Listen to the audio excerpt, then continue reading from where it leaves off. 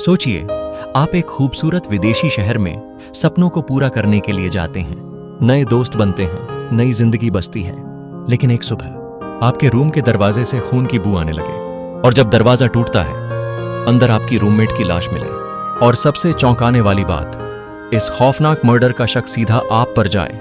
यह कोई काल्पनिक कहानी नहीं है, यह सच्ची कहानी है अमांडा नॉक्स की, एक ऐसी लड़की जिसे प्यार, दोस्ती और जिंदगी के सपनों के बीच अचानक सबसे बड़ा दुश्मन बना दिया गया।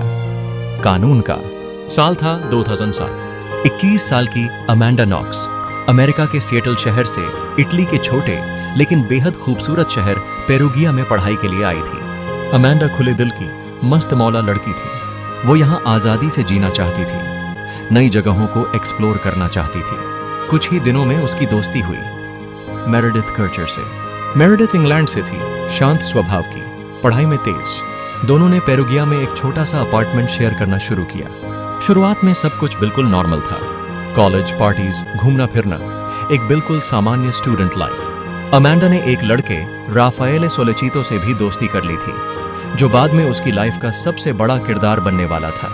8 नवंबर 2007 की रात अमांडा ने अपने बॉयफ्रेंड राफेल के साथ रात बिताई थी। दूसरी तरफ मेरेडिथ अपने दोस्तों के साथ पार्टी में गई थी। सुबह जब अमांडा अपार्टमेंट वापस लौटी, उसने देखा कि दरवाजा खुला हुआ है, घर के अंदर गंदगी फैली है और मेरेडिथ के कमरे का दरवाजा बंद है। उसने दरवाजा खटखटाया, कोई जवाब नहीं। डर के मारे उसने राफेल को बुलाया। फिर पुलिस आई। जब पुलिस ने मेरेडिथ का कमरा खोला, हर कोई सन्न रह गया। मेरेडिथ कर्चर की लाश फर्श पर पड़ी थी। उसका गला बुरी तरह से काटा गया था। कमरा अस्त व्यस्त था और चारों ओर खून ही खून था। पेरुगिया के इस शांत शहर में यह खून खराबा एक भूकंप जैसा था। जांच शुरू हुई।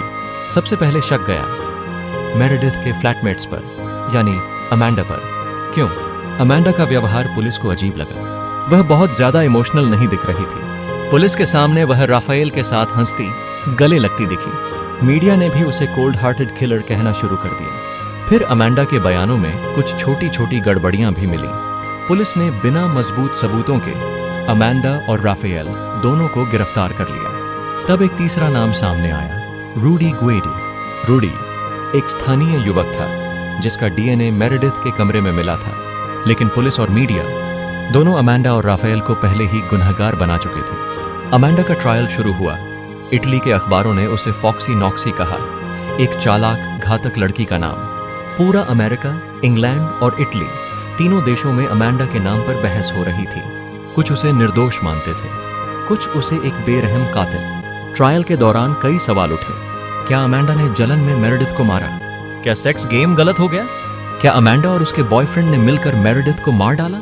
जूरी को अमांडा के व्यवहार पर शक था, लेकिन कोई पुख्ता सबूत नहीं था कि उसने मर्डर किया। फिर भी 2009 में अमांडा नॉक्स और राफेले सोलेचितो को हत्या का दोषी करार दिया गया। अमांडा को 26 साल और राफेल को 25 साल की सजा सुनाई गई। अमांडा ने अपनी जवानी जेल में बितानी शुरू कर दी। हर दिन वह यही सोचती, क्या मैं जिंदगी भर के लिए कैद हो जाऊंगी एक ऐसे गुनाह के लिए जो मैंने किया ही नहीं? अमांडा के माता पिता ने हार नहीं मानी। उन्होंने अमेरिका और इटली में फिर से मीडिया को जागरूक किया, मेरी बेटी निर्दोष है। इस बीच असली कातिल रूडी गुएडे ने कबूल किया कि वो मेरेडिथ के अपार्टमेंट में मौजूद था, लेकिन हत्या उसने नहीं की। यह बयान भी उलझा हुआ था, लेकिन अमांडा के केस को पलटने के लिए काफी था। 2011 में अपील हुई, नए डीएनए टेस्ट हुए। मेरेडिथ के कमरे से मिली चाकू पर अमांडा की उंगलियों के निशान नहीं थे। खून के धब्बों पर भी कोई स्पष्ट सबूत नहीं था।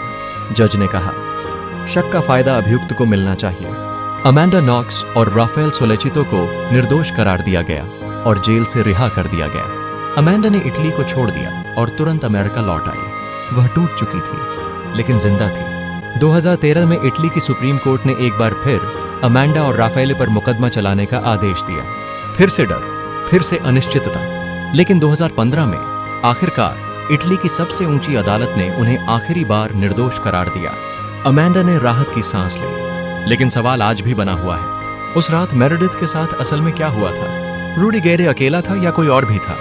अमांडा नॉक्स क्या वाकई मासूम थी या बहुत चालाक? सच शायद मेरेडिथ के साथ ही दफन हो गया। अमांडा आज आजाद है। उसने अपनी किताब लिखी, वेटिंग टू बी हर्ड, जिसमें उसने अपने दर्द, संघर्ष और आजादी की लड़ाई को बयां किया। लेकिन सवाल उठता है, कितनी बार दुनिया सिर्फ किसी के व्यवहार पर शक करके उसे मुजरिम बना देती है?